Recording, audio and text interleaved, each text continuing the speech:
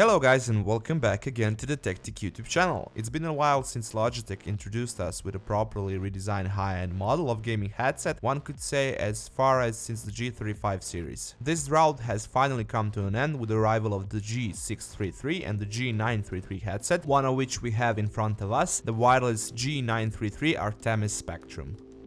Right on the product box you can see the headset itself, while on the right and the left side we have a rundown of the specifications for the headset and a list of the content inside of the box. Going to the back of it, we have a multilingual overview of features implemented in this model and another picture of it in a different angle covering the portion which holds the microphone and the buttons, as well as a notion of support for the Dolby audio technologies and RGB lighting. Opening up the box, on the bottom of it you can see a quick start guide, so to speak, while in this separate box you will find two audio cables and one charging cable. And here we have the headset itself. The new G33 model looks completely different in comparison to Logitech's previous generation of high-end headsets. Here we now have a very seamless design which follows through with a rounded shape from the top of the headband all the way to the ear cups. When you put the ear cup hinges into straight position, you will hardly even know where they begin, as it all looks so unified, like there's no joints at all, which is actually pretty cool. The build quality is also on the level for a high-end headset, sporting a metal and good quality plastic construction with a hint of chromed-like parts. On account of that, you would think that the headset will be uncomfortable, but it's actually quite opposite of that. The ear cups are very adjustable, almost in every possible way and with a lot of travel, while the headband has more than enough stretch distance. To top that off, Logitech put really thick but also very soft padding on the headband and on the ear cups. All of this made them good for longer sessions, especially since they have over-the-ear design, together with the right amount of lateral pressure, and that's coming from a guy with a big head. Moving on with the topic of comfort, being a wireless headset, the G933 are a bit heavier than your usual gaming headset as they carry a battery. Speaking of it, the G933 uses a custom battery and connector, which is hidden in the right ear cup under the magnetic cover. This is not the most convenient option, as you won't be able to just go into store and buy yourself a new set of rechargeable batteries if this one loses its capacity over time, which is not that big to begin with its 1100 mAh of capacity.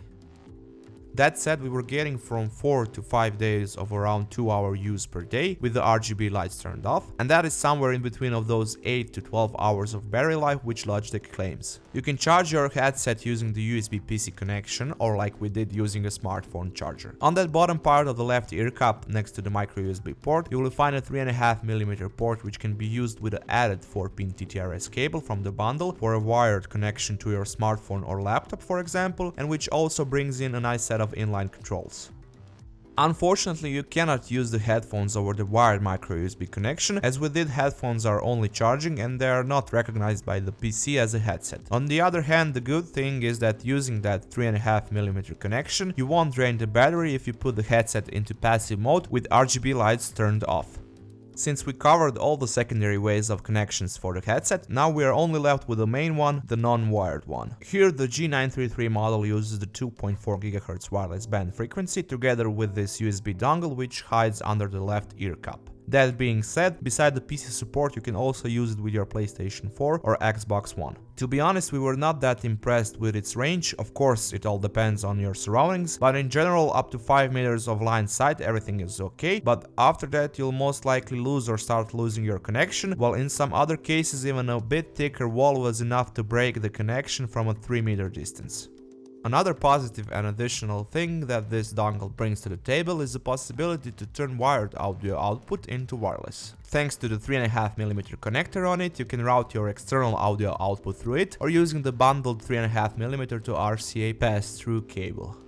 Being a gaming headset, of course the G933 brings a microphone which is in this case nicely tucked away in the left ear cup and which pulls down and extends, while you can also flex that extended part and put it into a position which fits you the best. Of course this model is also equipped with a noise cancelling feature, and for all of you wondering what's the sound like, here's a recorded audio sample of it. This is me doing a microphone recording using the G933. They told me I had a type A blood, but it was a typo.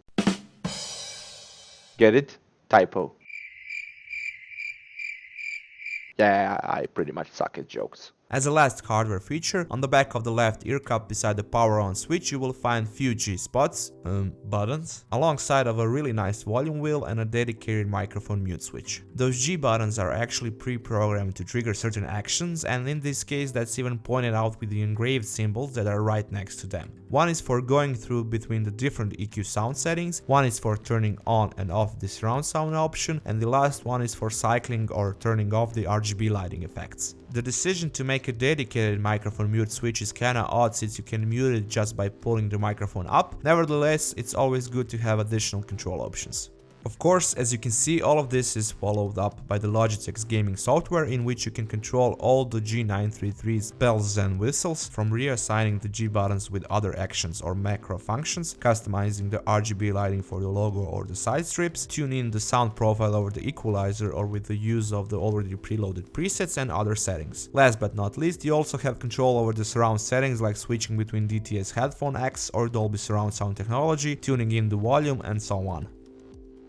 Touching the subject of surround sound and putting it into context of our experience, since the G33 only houses one 40mm Pro G driver per cup, it's obvious that this is not a true 7.1 surround sound setup, but rather a virtual one. When it comes to virtual surround sound, this is probably one of the best I've tried so far, even though I generally don't prefer it due to a hollow-like sound profile. When it comes to DTS Headphone X and Dolby 7.1 technologies, in both cases gaming was really immersive and precise, being it with games like Star Wars Battlefront CSGO or with games like Dota 2, Project Cars or Dirt Rally. In most cases I prefer DTS over the Dolby surround sound technology, but all in all both are great in doing their jobs. Of course, the unmodified audio output was better than both when it comes to listening to the music and even watching multimedia, and for gaming headset the G933 actually has a well balanced and pretty warm sound profile. Thank you guys once again for checking out our unboxing and review of the Logitech's G933 gaming headset. Feel free to give us a thumbs up if you like this video, leave a comment down below if you have any questions about the product, and of course, if you would like to see more content like this, you can subscribe to our TechTech YouTube channel, or you can check out our other videos from before.